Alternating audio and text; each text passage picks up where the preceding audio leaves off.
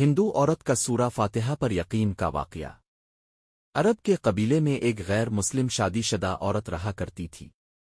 اس کا شوہر بہت بڑا بزنس مین تھا۔ ایک مرتبہ اس نے سنا کہ عرب یعنی مکہ میں اللہ کے آخری نبی جو اللہ کے محبوب نبی ہیں، ان پر ایک سورت نازل ہوئی ہے جس کا نام ہے سورت الفاتحہ، جس میں ہر بیماری سے شفا موجود ہے۔ وہ جس پر بھی دم کی جاتی ہے یا پڑھ کر پھونکی جاتی ہے، وہ انسان اچھا ہو جاتا ہے، یہاں تک کہ اس میں بے شمار برکات ہے۔ اس میں اب عقیدے کی بات ہے، مسلم ہو یا غیر مسلم، اللہ پاک جس کے دل میں ایمان کی روشنی ڈالنا چاہے۔ اللہ کی قدرت کا تو اب سب کو اندازہ ہوگا۔ اب کسی شخص سے اس عورت نے سورت فاتحہ سیکھ لی۔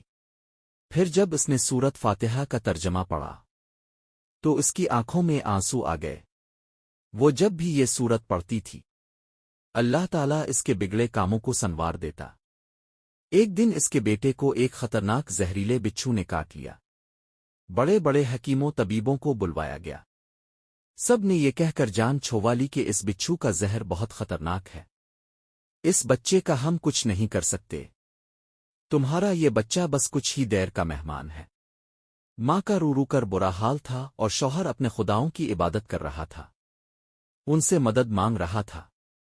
پھر جب کوئی حل نہیں نکلا تو اس عورت کو یاد آیا کہ سورت فاتحہ کے بارے میں اس نے پڑھا ہے کہ اس میں ہر بیماری سے شفا ہے۔ اس کے دل میں خیال آیا کہ اگر میں اسے پڑھ کر اپنے بچے پر دم کروں تو کیا میرا بچہ ٹھیک ہو جائے گا؟ کیونکہ اللہ تعالیٰ نے اس عورت کو ایمان کی طرف لانا تھا، اس کے دل میں اسلام کی محبت مزید پیدا کرنی تھی، تو اس کی زبان میں تاثیر دے دی۔ جب اس نے اس سورت کو پڑھ کر اس جگہ پر دم کیا جہاں بچھو نے کاٹا تھا، تو اس کا لڑکا اٹھ کر بیٹھ گیا، اور جب اس نے سورت فاتحہ کو پانی پر دم کر کے پلایا تو وہ اٹھ کر ایسے کھڑا ہو گیا جیسے کسی بچھو نے کبھی کاٹا ہی نہیں تھا۔ اس کا شوہر دوڑتا ہوا اس کے پاس آیا اور کہنے لگا کسی طبیب نے اور کسی حکیم نے اسے ٹھیک نہیں کیا، تو تم نے ایسا کیا عمل کیا جو یہ بچہ ٹھیک ہو گیا؟ اس نے کہا کچھ بھی تو نہیں، بس ایک سورہ ہے جو ہر بیماری کو ٹھیک کر دیتی ہے، بس وہ مجھے یاد تھی، میں نے پڑھ کر اپنے بچے پر دم کیا اور اس کا پانی پلایا، تو دیکھو کیسے ٹھیک ہو گیا ہمارا بچہ۔ اس کا شوہر بجائے خوش ہونے کے اس سے ناراض ہو گیا کہ یہ تم کیا جادو ٹونے کر رہی ہو۔ اس کی بیوی کہنے لگی زندہ صحیح سلامت ہے ہمارا بچہ، ورنہ ہم سے بچھڑنے والا تھا۔ اس نے کچھ نہ سنا اور اپنی بیوی کو ڈانٹنے لگا، کیونکہ اسے اسلام سے نفرت تھی۔ جب اس کی بیوی یہی عمل کرنے لگی تو اس کو اپنی بیوی سے بھی نفرت ہو گئی۔ اب اس نے اس پر ظلم کرنا شروع کر دیا، ہر روز اس کو مارتا پیٹتا اور کہتا کہ اب میں نے تیرے منہ سے یہ سورہ سنی تو یاد رکھنا تیری کھال کھینچ لوں گا۔ اس کو اللہ کے کلام پر بالکل یقین نہیں تھا، جبکہ اس کی بیوی کو اللہ کے کلام پر یقین ہو گیا۔ اب اس عورت کو اللہ تعالیٰ نے کس طرح مدد کی یہ بھی بڑا ایمان افروز ہے۔ اس عورت کا شوہر جب گھر سے کام کرنے کے لیے نکلتے وقت جب اس نے اپنا جوتا پہنا تو اس میں وہی بچھو موجود تھا جس نے اس کے بیٹے کو کاٹا تھا۔ اس کے ڈنگ سے وہ بچہ تو بچ گیا مگر خود نہ بچ سکا، کیونکہ جب بچھو نے اس کو کاٹا تو زہر پورے جسم میں پھیل گیا اور تڑپ تڑپ کے وہیں دم توڑ گیا۔ خاندان میں یہ خبر پہنچی تو کوہرام مچ گیا۔ اب شوہر دنیا سے جا چکا تھا۔ شوہر کے مرتے ہی اس کے گھر میں تو نوبت فاقوں تک آ گئی۔